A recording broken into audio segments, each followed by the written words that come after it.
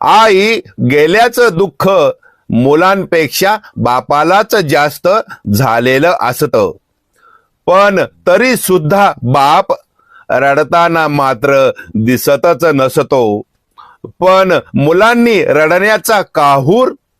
मात्र माजवलेलाच दिसत असतो. मित्रांनो, मुलांचा स्वतंत्र संसार असल्यामुळे त्यांची आईवरील माया तशी कमीच झालेली असते आणि मुलांच्या नजरेत आई केवळ एक म्हातार झाडच गेलेलं असतं आणि म्हणूनच त्यांचं दुःखही तसंच लवकरच समाप्त होऊनही जातच असतं. पण बापाचा विषय मात्र खूपच गंभीर होऊन बसलेला असतो, कारण त्याच्यासाठी ती केवळ एक पत्नीच गेलेली नसते, तर उभ्या एका मोठ्या वृक्षाचं अर्ध अंग चिरफाळून भुईसपाट झालेलं असतं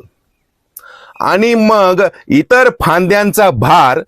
त्या अर्ध्या खोडावर आल्याने सर्वांना सावरण्याच्या नादात त्याचं स्वतःच रडण्याचं मात्र